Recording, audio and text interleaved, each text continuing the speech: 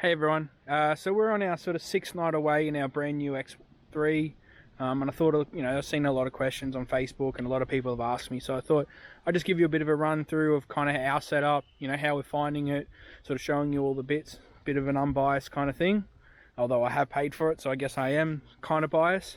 My dog will no doubt be in the background annoying us throughout this. So look, I guess the first things first, we'll start at the front.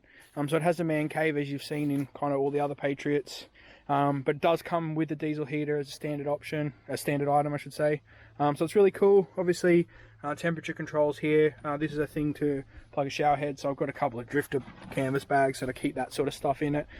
So I've got a little pop-up awning that I can put up here if we were to shower here. We're at a place that's got it sort of set up. So that's kind of cool. It all sort of runs down. There's a little exhaust in under there. 12 volt water pump. It's all hooked up for a permanent water setup here. Like all Patriot stuff, it's got that great DO35 hitch, so awesome for off-road. So great little setup, dual gas bottles setup. I've got the swing away arm for the Weber. Obviously I already had the Weber, so brought this along myself, so I've just sort of ratchet strapped that down as dodgy as you can be. But that works well. Great, look, I cook everything in a barbecue, so sort of a really cool setup for us, real handy. I might go to the awning next. We'll sort of take out before I get into there. So yeah, so it's got the Patriot P-Core awning on it. Yeah, so far we've been really happy with it. A little bit finicky to pack up, but I think, a couple of times I'll get a bit better at that and sort of a bit quicker. But great little setup. I got the guy ropes down as it was absolutely bucketing last night, and I sort of wanted to run the water off them. But I used it for 3 nights last week and didn't have them up, and it was, pegged in at the ground, but just sturdy and great. So no complaints. I'm really impressed with it. Covers the whole area, perfect in the rain.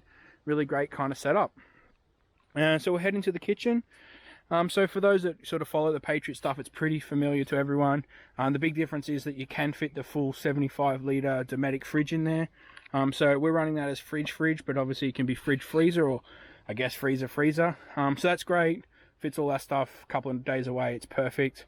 Don't have to keep worrying about stocking cans in there as we go along.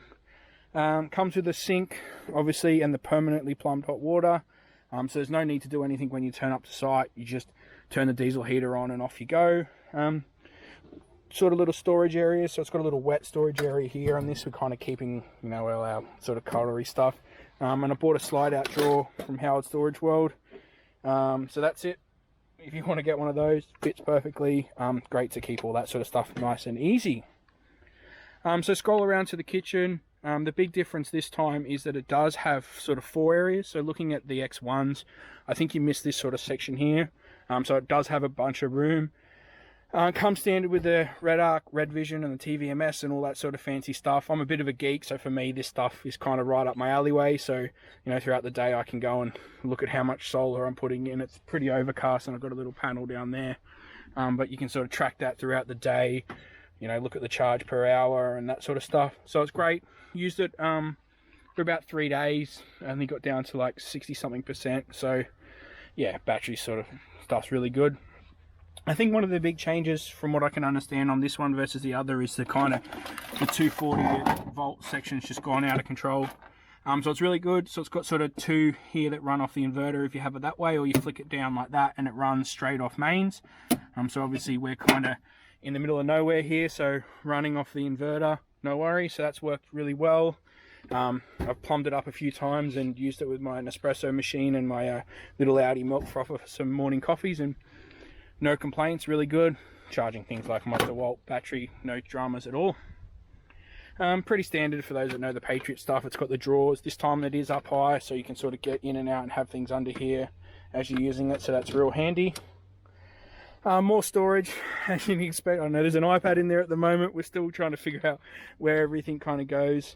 Little barb burner here. We did some spaghetti last night and grilled some garlic bread under there. It worked out really well, and obviously having the gas bottle hanging there is quite good. So real handy. No complaints. Sort of really good space. Awesome. I mean, the whole reason you buy one of these is to be outside, and being able to cook and sort of spend your whole time out here is great. But last night it was bucketing down, and the big difference is now that you've got this really cool inside area. So I'll sort of run you through inside. So you step up into it, big space, sort of, I guess you'd call it a double bed. I don't think it'd be a queen, but it fits the two of us quite handily, and I'm quite a big lad, so no problems fitting the two of us in there. Comes with a sort of pop-up 240 volt kind of thing that runs off the inverter, so that's great for charging stuff. It also has a little sort of tab here that lifts up, so you can sort of feed your cables through there, so great for charging your phone at bed.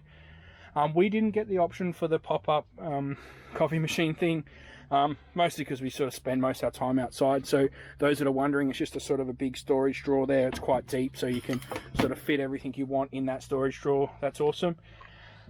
This is what you sort of use to access the fridge. I've got some stuff on there now. So you can only access the back part of the fridge when it's closed up. So that's alright. We were in here last night in the rain, so we just packed the things we thought we might need throughout the night, water and stuff like that in the back. Worked perfectly.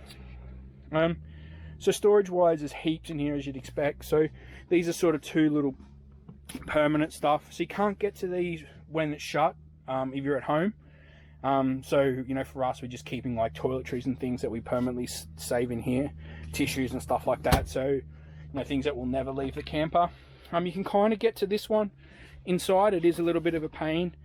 So we tend to just use that for sort of wet storage throughout the trip. And then obviously, you know, before we leave, we just chuck that stuff in the car and you know, fill it up next time. This is the access to the pantry drawer. So I'll show you that when we get outside. You can see not much food packed for a couple of nights away, but being able to access that, really cool. I'll take a step back. So there is a this sort of pops up here to sort of make a bit more of a bed here. So, you know, you can kind of make that into a single bed. You can buy another piece that kind of completes this side here. It's just me and my wife at the moment, so we haven't bothered. It's kind of a really cool area. And this is the table that's sort of latched in as well. But you know, you can sort of sit around that. Last night, like I said, playing some cards, you know, watching some iPad. Real easy to sort of sit around there. Not a problem. And I think finally, rear drawer. So big rear drawer, slides all the way out. So this is what you could see from the inside. So, you know, being able to just sort of throw all your food.